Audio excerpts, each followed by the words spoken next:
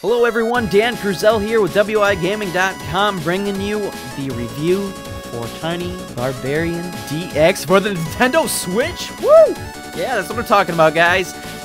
Tiny Barbarian Dx was developed by Starquail Games, published by Nicholas. The price tag on this beaut is $29.99. Like I mentioned before, it is for the Switch as well as PC if you want to grab the digital version there. On the Switch, however, you can pick up a nice physical version from what I've heard. Tiny Barbarian is a retro action platformer. You play as this robust-looking barbarian dude who seems to have it rough, really. All he wants to do is live in peace and harmony with his barbarian wife, or at least I think she's his wife anyway. This game takes a lot of influences from a lot of past games. For example, Shinobi 3 was a big one that I had noticed within the game. It was cool. In one of the levels, there was a point where these enemies would crawl in the cracks of the walls and shoot darts at you. Very similar to one of the levels from Shinobi 3. Very awesome addition to the game, and besides that, I'm sure I missed a couple of other references, but that one definitely stood out to me the most. Platforming in this game was frickin' intense. It was a slow start to the game, and I thought to myself, boy, this is kind of obtuse at the moment. What's going on here? I don't know what's going on. It's weird. There's not a lot of enemies. Okay, whatever. And felt a little apprehensive about the rest of the game. Boy, did I get a freaking large rock chucked right at my groin, because as this sort of conquest went on, the platforming elements never seemed to let up. What made the platforming unique was the fact that each of the levels never felt the same.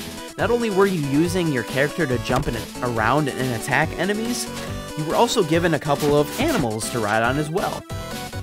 You were only given them on a select couple of levels, and the only thing about this, though, was that in a lot of ways, riding and maneuvering them was a bit of a struggle.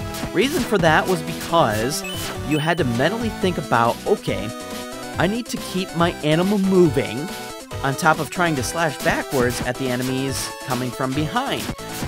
But here's where some sort of discrepancy comes along, though, too, is where when you're trying to move forward and backslash, you actually stop your animal's movement, which is kind of hindering to that whole experience of continuing the flow of motion, and I didn't really get behind it. It made that platforming really difficult. Like, it was a struggle. I'm not gonna lie, all the elements of platforming in this game were fun, but can be very difficult to cope with at times. Can't tell you how many times I would yell out loud because I would fall all the way back down, only to get back through every bit of platforming I had just completed. Ugh, that was annoying.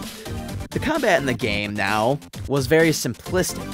Think of it as like a hack and slash in a way.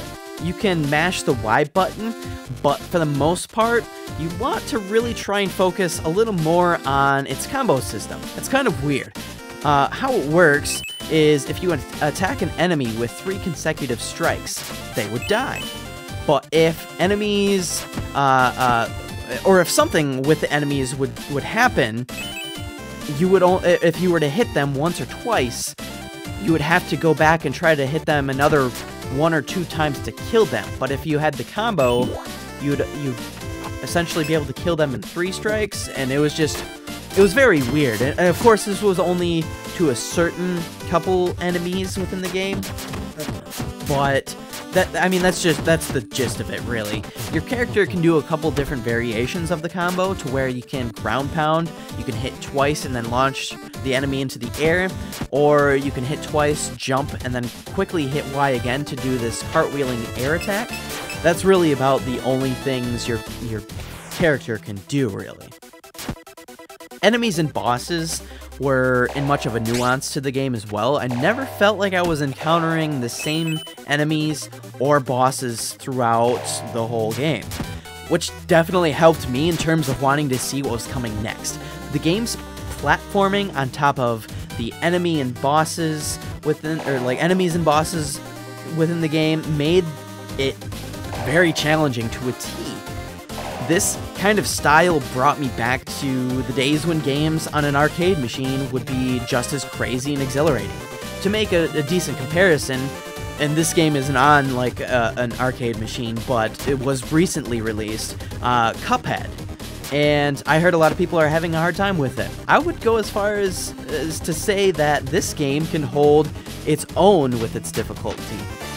If you like Cuphead, you would like this game. You would love this game, in fact. The setbacks I have for the game, or from the game, is the fact that there was no real progression other than trying to get the highest score for each mission or level and see what other trouble your barbarian's companion would get into. There was no leveling system, and you never came across any power-ups. The only thing you ever got was coins for a better score and things of meat hidden inside walls where you could get health. These blocks would have a very faint crack in them, and you'd have to destroy them in order to get the meat. But I mean, there were occasionally some like things of meat in plain sight, but for the majority of the game, you really wanted to look for cracks in the wall for that meat. So, that being said, this brings us to our pros and cons. The pros to this game is the look, the feel, the sounds, all made for a cohesive experience, and it was a spectacular experience.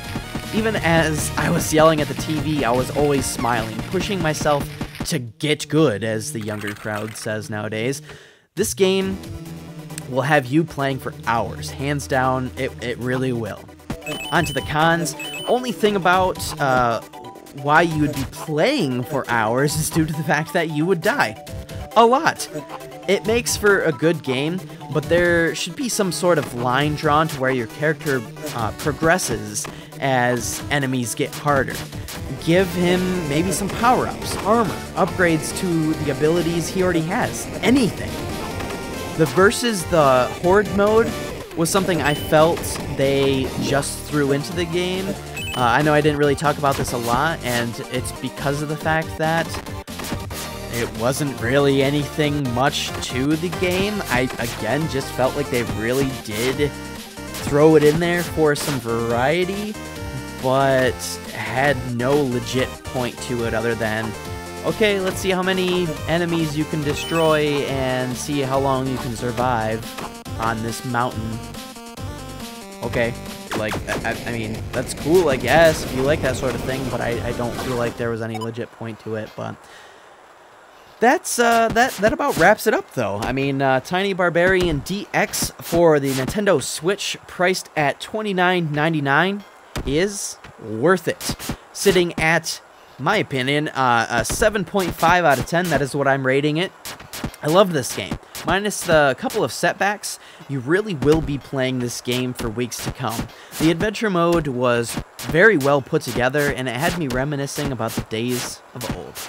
Thanks for making us worth your time. This again was Dan Cruzel with WIGaming.com. You can leave us a follow on Twitter at IIWIGaming, or if you have any questions, comments, or concerns, send us an email, iiwigamereviews@gmail.com.